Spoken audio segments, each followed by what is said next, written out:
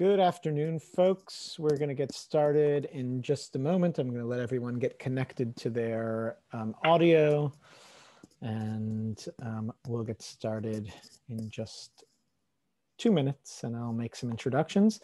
Let me tell you what else is going on. Welcome. I'm, by the way, Isaac Cherem. I am the Director of Film Programs at the Marlene Meyerson JCC Manhattan, and we're excited to have you here for the very special conversation for the film Leona, which is now in release on our virtual channel.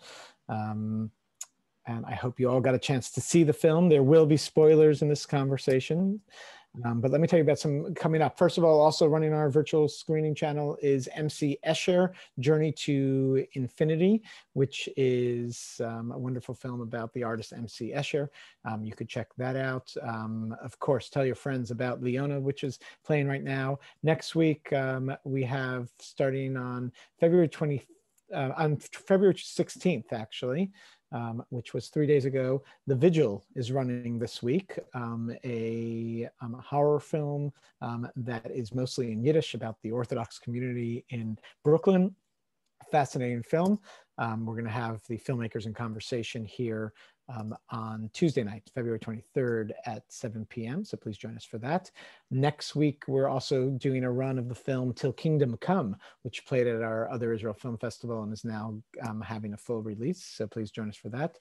Then throughout March, we have our Israeli Leaders on Film series, which was a series of fantastic new documentaries coming out of Israel on various leaders leading up to the yet again upcoming elections, which will be on March 23rd, and that'll be the last day of the series. We have films about Golda, Ben-Gurion, Lieberman, Menachem Begin, Ehud Olmert, and Dov Chanim, and even Bibi Netanyahu. So check them all out. You can get a full pass to the whole program, and we have conversations in partnership with NIF throughout. So please join us for those and help spread the word. Today's program, I want to highlight also, and we should be adding them to our website. Just after reviewing the film, I suddenly had the thought that, of course, we should definitely partner with the organization Footsteps, who have been a wonderful partner throughout for many years now at the JCC. And Footsteps actually helps support people leaving the Orthodox community and support them as they try to acclimate into the secular world. And even though this is not what this film is specifically about, I think it relates and connects to that, and touched on some notes that really hit close to home for the Footsteps community. So we're excited to have them on board. I'm really excited to introduce the director of Leona, Isaac Cherem. Isaac, thank you so much for being here with us. Hey, thank you. Thank you for inviting me, and thank you all for staying and for being interested in whatever we are discussing today, Isaac. We'll discuss everything. I'm eager to discuss this film and have it as a really open conversation. Folks, if you would like to be a part of this conversation, please put your questions in the chat, and then when we're done with the moderated portion, we'll open your questions and open your mic up for you to ask your questions in a live way. So I'm sure you have many questions and would love to be a part of this conversation. Isaac, I found this to be a fascinating film that really touches on, as someone who presents probably more films than anyone else in the country on the topic of Jewish life. Definitely, specifically, I thought this was a fascinating film on how Jewish life was depicted. But also, I think it reaches much beyond the Jewish community, and this really plays universally in many ways. And I'm glad to see that the film is having a full release, so it could actually reach a broad audience, because I think this really goes beyond the Jewish community. And I'll start by saying that I feel that this film, I don't know if this is, how much this has been talked about, but this is the most classic Jewish film theme in a way that hasn't been touched in a long time and has really been modernized. But if you go back to the first talking film, which is The Jazz Singer, There's a film that actually is also about the story of breaking out of a niche culture and joining the secular world and joining a mixed world. And for this to be told in such a modern and interesting way, of course, Fiddler on the Roof touches on this, and throughout cinematic history, we see many of these films. But for this to be told in such a way of today, and I'll relate this also, we'll go back to this, I want to dive into this a little further later on in the conversation, but especially in today's world where here in America, over 50%, I mean, this film, I'm not sure if it could have been told as easily about general American Jewish society, obviously, because American Jewish society today is mostly mixed marriages. And I think in a way, it's only very specific groups like the Orthodox community, and maybe actually also specifically a community like the Syrian community, where marrying out is something that has such big consequences. But I want to start from the very beginning. Where did the story come from? Where it started with me. In the process of my coming of age, I was 23, and even though for Americans 23 is already mostly adults, and that's why I decided to make this film, because I realized that coming of age at 23 was not something that was normal, and it is something that has to do, of course, with Mexican culture, with Latin American cultures, and how we perceive family and how attached we are to them, but also and especially to Jews in Mexico. So what happens in Mexican Jewish community in general is you live with your parents until you get married. And then you move out and with your wife or your husband, and you start a family of your own. So it's kind of a transition from childhood into adulthood. And what makes the transition is the wedding, it's the getting married. And I decided to do something different, which of course my parents and everyone around me were shocked, because they've never seen something like that. They've heard of some people that have done something like that. And so they were kind of shocked. I was shocked in the inside, and I just realized that I'm 28 now. It's been 5 years since I moved out. And now I'm starting to realize how shocked I was when I moved out. But I was kind of trying to be brave and trying to impress myself, I guess, or to tell myself that I was fine, that this was normal. But I didn't know anyone who had done it before from my community. And so I moved out. My parents were extremely, how do you say, like unhappy. They thought I was giving steps backwards, and they even told me that, and that was like even harder for me to do that. But I moved in with a friend who is a cinematographer. I met him because of work. And he was dating my Jewish friend Adele. And so it all kind of was together, like the coming of age of myself, like the growing up, the paying rent, the being an adult, all that difficult emotions to deal with, because these are the first time that I'm dealing with all these emotions of being a grown-up, of taking decisions of my life. Plus having this is the first time that I not only live by myself, but also I moved into a neighborhood that is near downtown Mexico. It's not near the Jewish community, because the Jewish community all live by themselves. And if you remember from the film, this guy at the cafe tells a story. They arrived as refugees from Syria 120 years ago, and they arrived in downtown. They didn't know the language. They started selling whatever they could, and they started helping each other as a community, and they became wealthier, and they could move into a better neighborhood that was next to it, that is Roma, where the movie from Alfonso Cuarón is. And then they moved to Polanco, and then they started moving out of the city. The wealthier we got, the farther away from the city we established our schools and everything. And so it got to a point when I was living with my parents, where my school, my house, and my friends, and everything that I did, and everyone I knew, we were living next to each other. So I moved out from there into downtown, or somewhere near there, into a neighborhood that I've never been in. And so I started kind of having this a little outside perspective of the Jewish community, because I'm living with somebody who's not Jewish, who has had a regular Mexican life, middle class.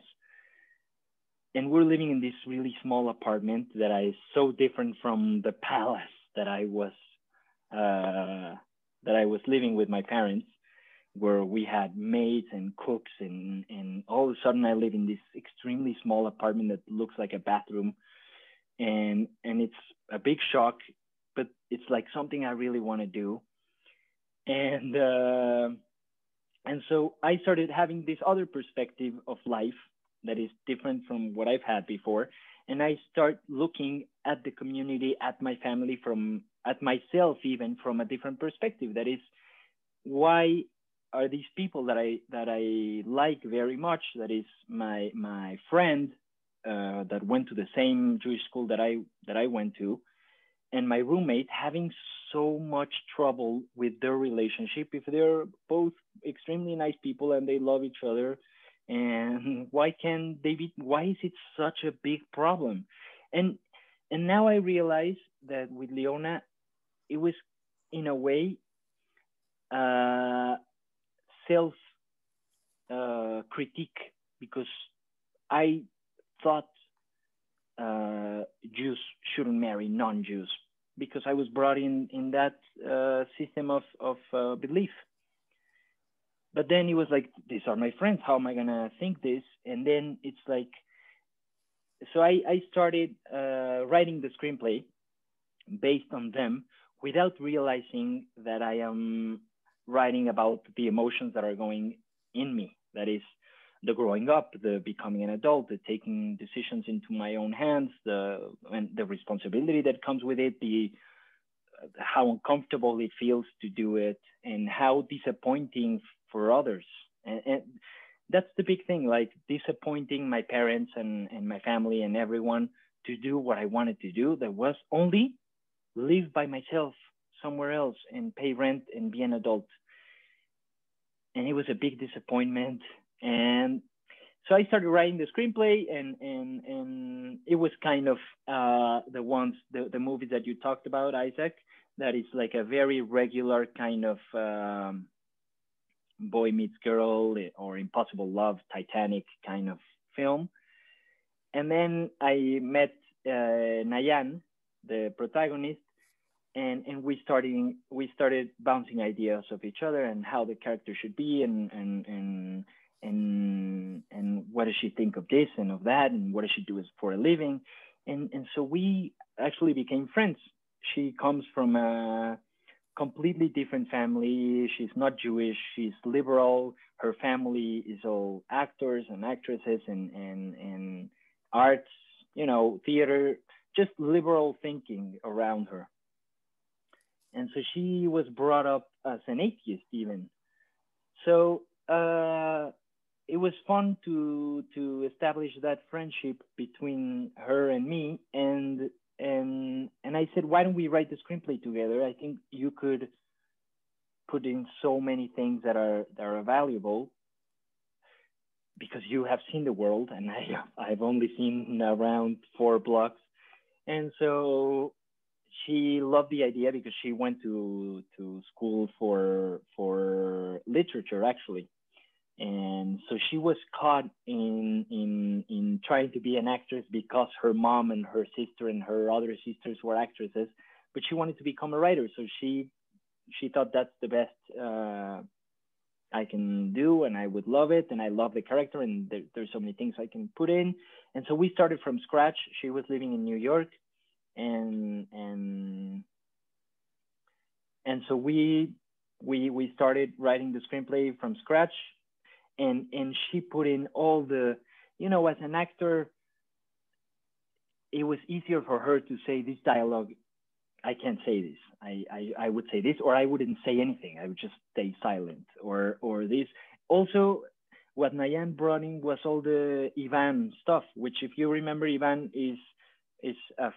has a family that is in theater and liberal and actors, and so she brought in all of that I had no idea it existed. And so it was very fun, and it took us a while, but I think in the end we did have the same vision. Even though we would come from different places, we had the same vision, and that's where the story came from. And again, I'm realizing where the story came from as I do these Q&As and I start talking about it, and I say, oh, well, what I was thinking when I was 23 was this and that, and I didn't realize. And so it was kind of all intuition, because this is my first film. I've never directed, I've never written something serious. And so it was more intuitive than anything. Stylistically, it's first of all, it's very fluid. I was actually curious to how much of it is, I mean, if the dialogue is completely scripted, or how much of it was kind of like, let's work these scenes together and talk about themes. Well, even though, like I said, Nayan put in a lot of work with the dialogue, and we talked about it a lot, and we acted it out as we were writing it. When we arrived to set and we were like, let's rehearse the scene with Nayan and the actor or whoever was that scene that day. And Nayan and I would look, after the rehearsal, we would look at each other and we would say, this is terrible. What are we going to do? It sounds so bad. So a lot of the times, or I, as a director, took the decision a lot of the times to forget about the dialogue and to ask the actors to just say whatever they want to say and reach the dramatic point that I needed for that scene. And a lot of these actors were extremely good, because they would put in a lot of their, for example, the rabbi or the guy at the coffee shop that are not actors, because I also had to cast people who are not actors, because this is such a specific kind of personality that I needed and that I knew profoundly, that I thought it's going to be impossible to hire an actor and put him a fake beard, or how am I going to explain them how rabbis in these communities, this is going to be impossible. So I hired real people who were excited to be in a film. They didn't know exactly what was going on. They were just excited to see the shooting of a film, and like, and I said, just say whatever is in you, whatever you think you would say, you know, to your daughter or to your niece who is dating a non-Jew. What would you say? How would you convince them? And that's how I got those very legit original dialogue from them. And I thank them. I thank the actors a lot for all the dialogue that they made up, and it's much better than what was written. I also noticed there was a lot of food in the movie. Is that my imagination? Is that the way I see the world? But yes, I think it was mostly told through people sitting down to eat in various situations. It was nice actually to get a little tour of all the restaurants in those areas of Mexico City. Yeah. Can you tell us a little bit about that choice to have food be such a part, and how you stayed skinny after having so much food on the set? Well, you know, I was brought in that environment of eating and eating and eating, and my grandma was always like, "We're Arabs, so it's like we're eating the whole time. This is the way we relate to each other. It's let's go breakfast, let's go have dinner, come to my place to eat. Let's go to that restaurant or that restaurant. I like that restaurant. Let's go there. Let's go there." It's always about food. It's always how do we relate to each other through food. And then it clashes with Mexican culture, which is exactly the same. It's food, food, food, food. So there was no going anywhere else. This is how we relate. Jews, Arabs, Mexicans. It's the food is an important part of how we how we discuss things with food on the table. Yeah. And this is my experience. This is how I know my cousins, my grandma. It's always eating. Who eats more? Who's gonna eat that? Who's gonna eat more? Eat more of this or that? Yeah, I think that was intuition. I didn't even think of it as something. When I was editing the film, I was like, oh, they're eating the whole time from beginning to end. I can't believe it. I didn't realize. Yeah, and yes, it made me very hungry. I'll have you know, I had to stop like 3 times as I was watching it just to go down the block to a local Mexican place. But actually, one of the things that I found most universal about the film and most fresh was actually just the dating. It was about modern dating. It was about relationships in this day and age, and I thought that it kind of also talked about. In some ways, I saw it as an anti-Hollywood. Hollywood is often kind of putting love as this, like, the greatest achievement and kind of magical thing. When here, this movie was about actually the hardships of dating and relationships. And I wanted to know how, first of all, how non-Jewish communities are relating to this film. I'm sure it plays very relevantly and can be very well understood by some of the traditional and sometimes non-traditional Jewish communities around the world. And I know it's played a lot of Jewish film festivals, but I'm curious to see where people relate to it outside of that world, and where all of the kind of dating relationships, you even have, there's almost like a montage moment there when she's going on all those blind dates at one point in the film. What was the inspiration for that?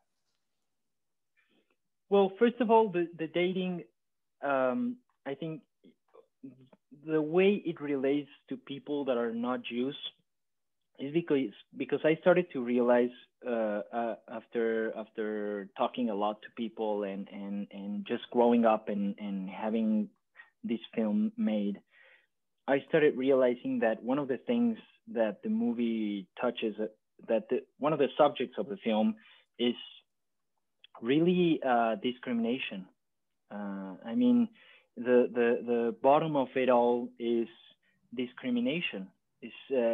We don't want that guy because he looks different, or because he doesn't eat what we eat, or because I don't know, his grandmother, or I don't know. Here, the Jews in Mexico, we're 50,000 or something like that, or 60,000. And we know each other in a way, we know who's the daughter of who and that kind of stuff. And it's like ignorance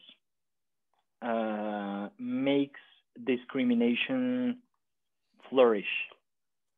And so when we are all stuck together and afraid of the outside, and so we're being ignorant about what's going on in the city that we're living in, who's Frida Kahlo, who's Diego Rivera, what's going on in those neighborhoods. And then we're stuck in this little self-made ghetto of ours. And when something from the outside comes in or is related to somebody, it's like, who's that? What's going on? What's going to happen? I don't know. I'm afraid. What bad things can this lead to? And so I think discrimination and racism are everywhere, are in every society, in every country, in every socio-economic just community.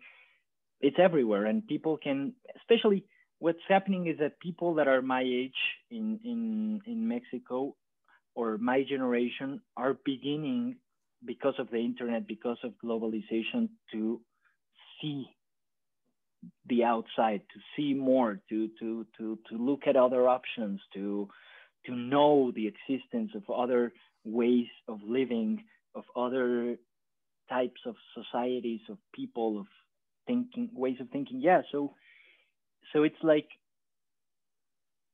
I need to, how am I going to explain to my parents that there are other things that they didn't see when they were young, that are okay, that are cool, that are nice, that are whatever, scary, or just something else, like, and I think that's the relatability, like the intercommunication between generations. And for example, I have to say, all the year 2019, I was all around the US in all the Jewish film festivals. I toured them all, and it was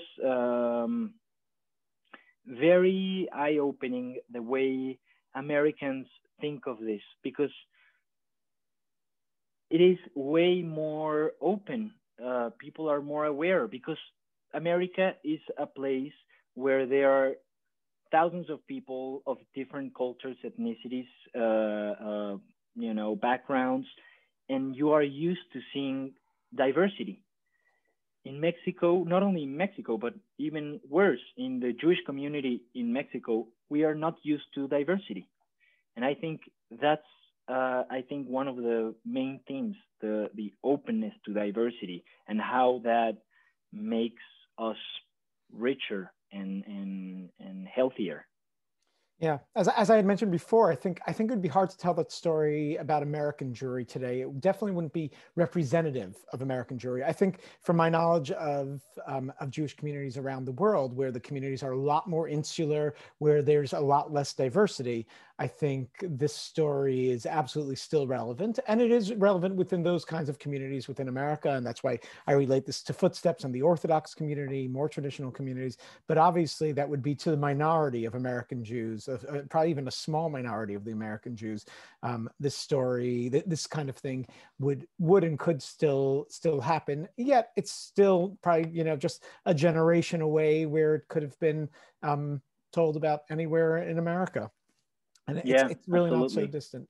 And this form, what you bring up here is, I think, a level of xenophobia that exists, yes, within a Jewish community, again, anywhere where you're not accepting others, people who are outside of the community, and what that means. And this is something that the Jewish community, I think, has grappled with since the beginning of time. And it's definitely an interesting conversation of inclusion and where our community is. And I like to think that our community today, at least here in New York, is definitely more inclusive than it was in the past, and is moving in a direction of acceptance. Let me ask another important theme in the film that I really liked was art. Art comes out, and that's also a separation. And it's interesting because I've often thought about this concept of art within the Jewish community, where it doesn't exist that much. Even today in our modern New York world, I mean, sure, plenty of Jewish filmmakers, and but you don't see in more traditional homes, you see less art. And I thought that there's an interesting dichotomy there, that this is really something that plays out and in your film on many different levels, of course, within Ariela's decisions, but even within the relationships. And ultimately, I mean, you could, I think that's what leads to her breakup with, what was the man's name, her fiance, Gabriel, is that his name? Yeah. That their breakup was his lack of understanding and appreciation of art. Yeah. Well, again, it's like we're immigrants in a way. I mean, even though I'm third generation, but immigration means money is needed for food to eat, to survive. So it's like, it's all about money, money, money. How am I going to get money? And that goes through generations. And I mean, my dad had to work. He didn't even finish high school because he had to work, because he had to give money to his mom and whatnot. And so it's all about money. How much money are you going to get? And even in Jewish schools, the Jewish school that I went to, I was 15, and people start thinking, you know, what am I going to do when I grow older, and what am I going to do for a living? And I remember a feeling that is very unchildlike. That is, how am I going to get all the money that I need to have a family?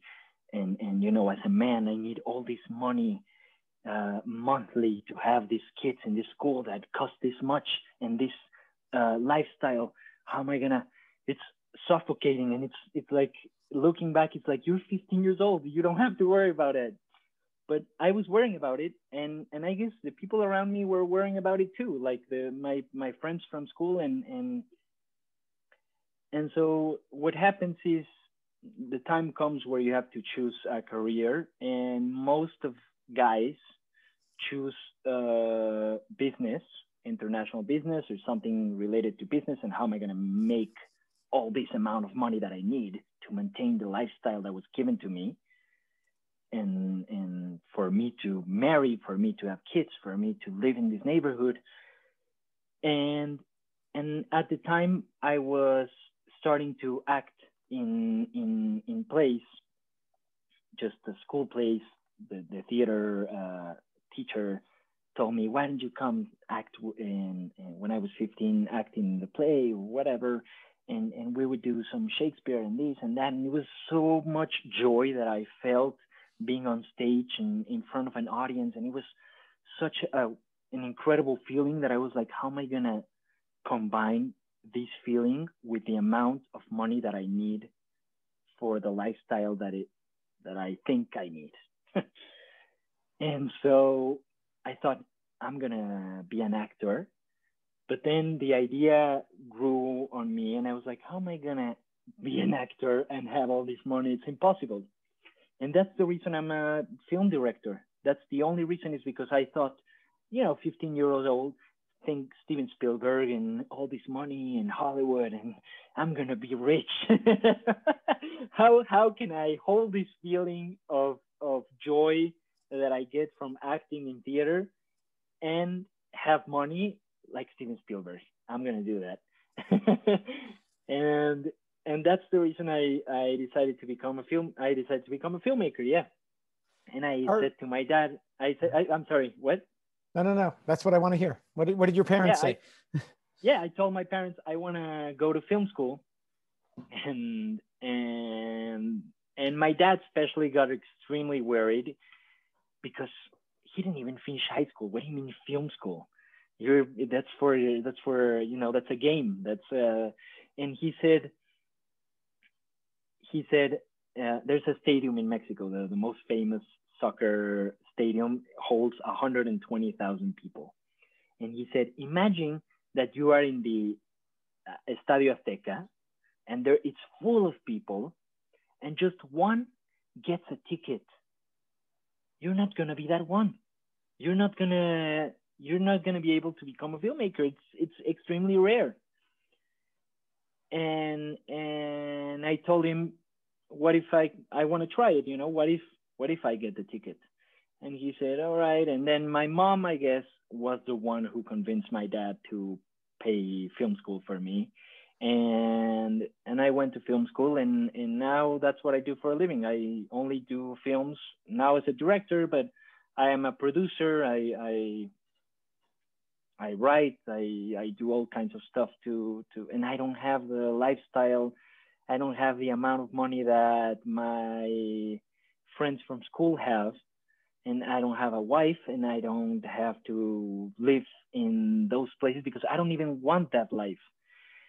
And so it's like, I think this generation is the one that is beginning, or that has the possibility to be an artist. I guess to be an artist, you, I'm sorry, did I get cut off? Yep. Yeah, I guess. I mean, not. It's not that you have to have rich parents to be an artist, but it's easier. How are you gonna eat or live if you're an artist? And it takes a while. It's not like a business, like you buy clothes and sell them and this and that, like every other Jew is doing in Mexico. So yeah, that's what I wanted her to be an artist and to explore that her family was not exploring at all, and nobody has explored at all because they are thinking about making money. I have two more questions before we take it to the audience. I have a lot more questions, but I'll ask two more. Okay.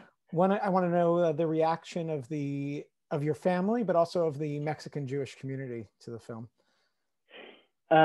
Well, since I moved into my own apartment and I started seeing this other perspective of life, I started going to Shabbat dinner back to my parents' house, and we used to have we have this Shabbat dinner on Friday night, and I started talking about what I was seeing, what I was thinking, and even though I was angry because I was like all these things that was hidden from me, but a lot of those things did make sense to my family. Did make sense to my dad, to my mom, to my sisters, and it was nice to bring that other perspective to the table and to discuss these themes of what are we doing, what's better, what's best, what can be done, how ridiculous is this belief or that belief that is only hurting us.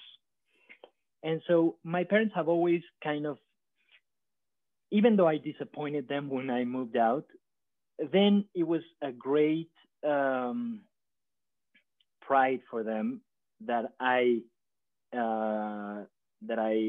lived on my own, that I did my own thing, that I was making my own money. And so now they are the most proud parents ever, because it's like he taught me how he can live his life, and it's okay, and he looks fine, and so my parents are, if you remember Gabriel's parents in the film, those are my parents. Oh. Yeah, the one that looks like Danny DeVito and the blonde woman. And so I was like, you guys gotta appear in my film and come to the set this day and just be yourselves. Okay. And so they've always supported me, like the story I told you about me going to film school. It's like, we don't understand what's going on with you, but we support you, and that has always been the story. And then I made the film and I premiered it at the Morelia Film Festival, and the programmer for the Jewish Mexican Film Festival was there.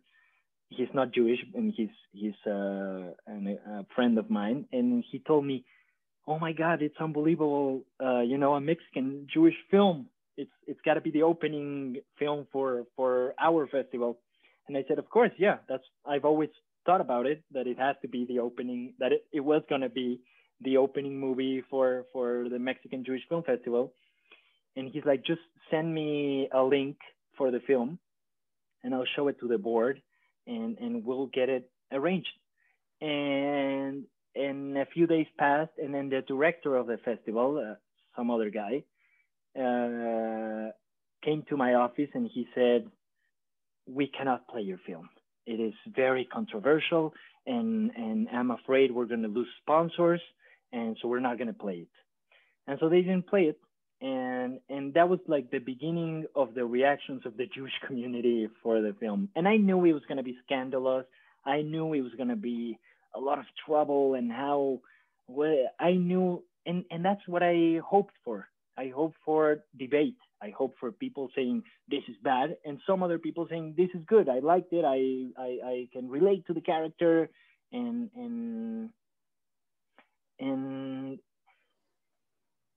then I tweeted about it. I tweeted about the Jewish Mexican Film Festival not wanting my film because they were afraid of losing sponsors, and it went viral, and the news caught it, caught the story, and it was all over the news, and it was even worse for them.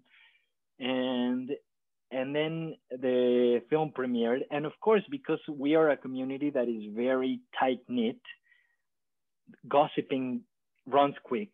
And this film is out, the film that the news caught up that they didn't want because the Mexican Jewish Film Festival, this and that, and now I think a lot of the people from the community have seen the film, and it happened exactly what I wanted, which is a lot of people cursing me, especially older men who are the most, I guess, the ones who benefit most from the status quo, from the patriarchy that we live in, from the profound,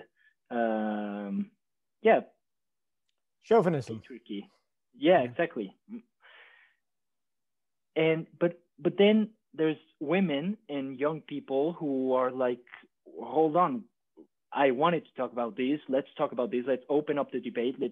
I don't agree that this is bad for our community, and I feel the same way here and there, and kids can tell their parents how they feel, and I think it opened up a debate. It definitely opened up and I'm not the pioneer on this. There's my generation in general are putting seeds here and there about opening up, seeing the world, diversity and all this.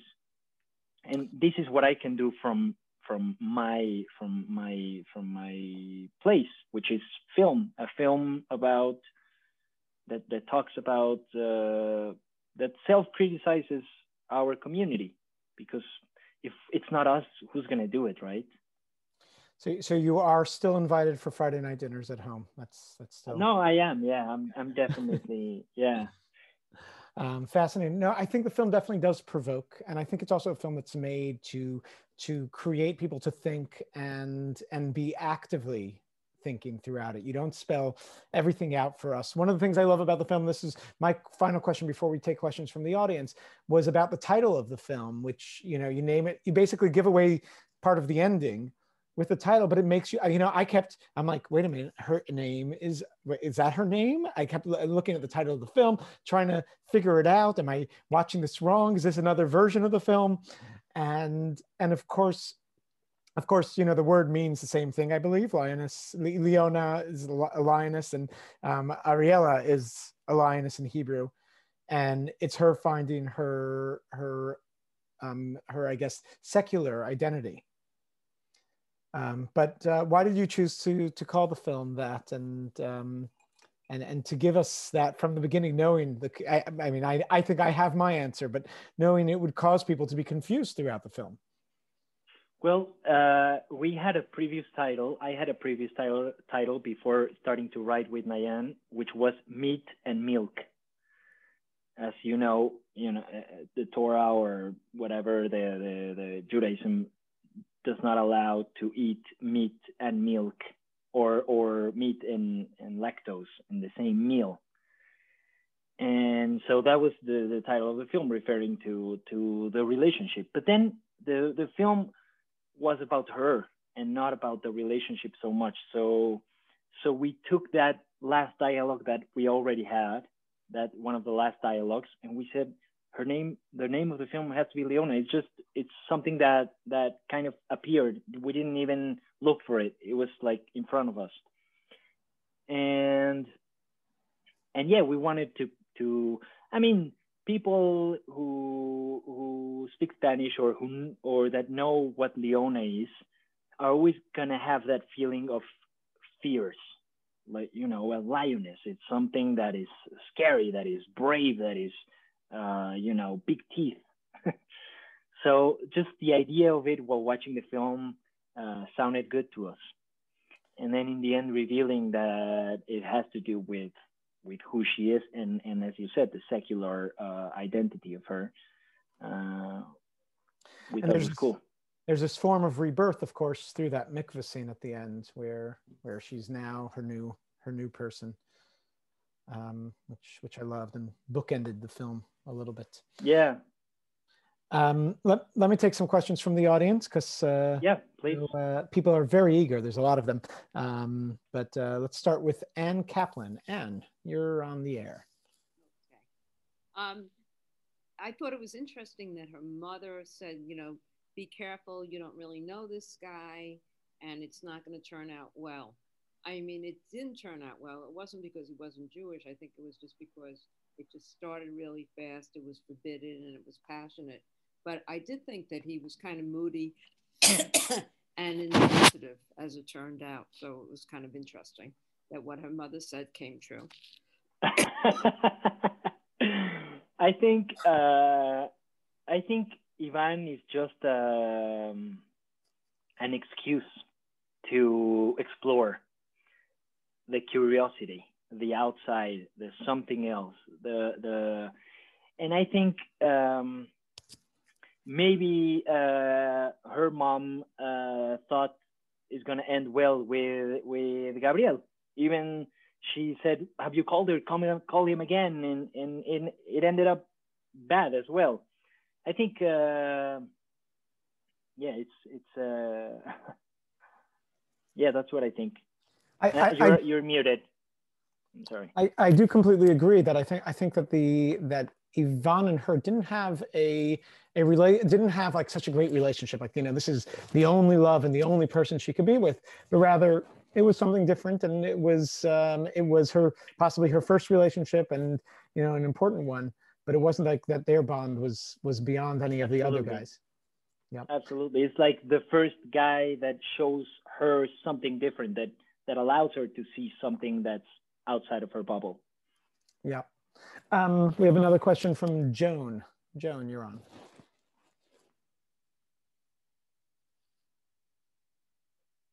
Joan, have you unmuted?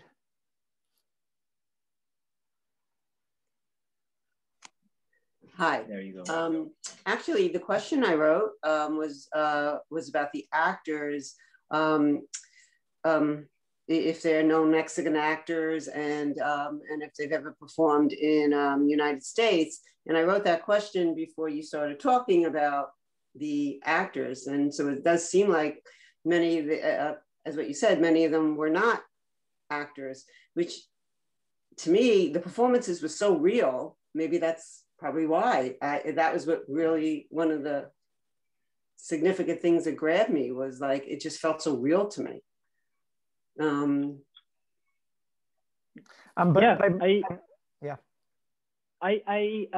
That's the feeling that I wanted since the beginning, because I had the Mexican community in mind, and I said, the only way I'm gonna get to them is by being real. If not, they're gonna dismiss it by saying, this doesn't look real, this is nothing, this has nothing to do with me or my family. And I knew that was the biggest challenge, is how am I gonna make the people that belong to my community relate? It's the only way is by being extremely real. And that's one of the reasons that I chose the cinematographer, Diana, which she's a cinematographer for documentary films. She's a director for documentary films. And I always wanted the camera to look for the actors' gestures and looks, and trying to be in the moment as a documentary would. Let us take a question now from Neil. Neil, you're on the line. Yes, hi, Neil Kirshan. First of all, I very much enjoyed the film. Really thought it was terrific. My question was about the final scene in the movie where she immerses herself, or Ariella immerses herself in the bathtub, and whether that's meant to imply anything positive or negative about Ariella's future relationship with the Jewish community. On the one hand, the fact that there was the mikveh symbolism brought me back to the first scene in the movie, where it's the scene of a bride who's going to remain in a traditional, who's entering into a traditional marriage. On the other hand, it's a bathtub. It's not traditional symbolism. And I came away feeling that this suggests Ariela's ongoing complex relationship with the Jewish community. But I want to ask you, as a film director, did you mean to imply anything with that concluding scene in the bathtub? I did. And what I tried to imply is what I was feeling at the time, what I was feeling and what I feel now, which is mostly uncertainty. I don't know what's gonna happen next. And that's the difference between the first character that goes into the mikveh that knows exactly what's gonna happen with her. She's gonna marry, she's gonna have kids, she's gonna live there, she's gonna have all that money, she's gonna live that life. It's all certain. And I think what the character finds is the uncertainty of life. I don't know what's gonna happen tomorrow, what I'm gonna like, what I'm gonna dislike, but I'm open and I'm gonna go and follow my curiosity and follow my heart. It's a real fascinating interpretation of the whole mikveh concept. That mikveh is a form of purity, but it's also it's not to be just. It's a way to be reborn. Usually you do a mikveh to become Jewish, and here this can be seen as a mikveh to become her new self, however Jewish or not Jewish that is. Absolutely, yeah. Let's take one last question. We have a question from Luisa. Luisa, where is Luisa? Luisa, are you on? Let me see.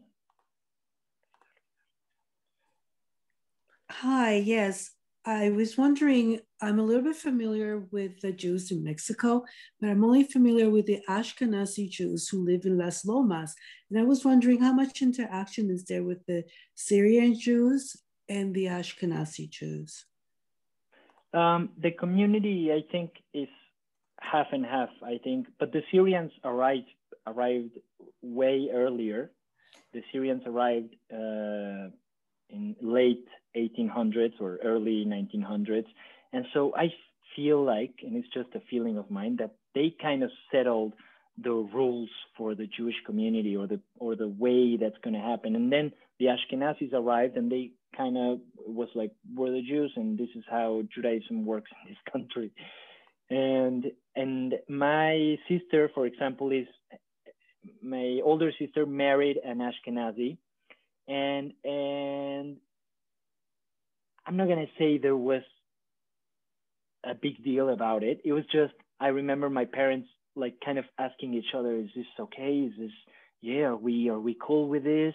I mean, he's different, he has different, traditions. He has a way of life that's different, but he has money. So let's go. All right, it's good. He's Jewish.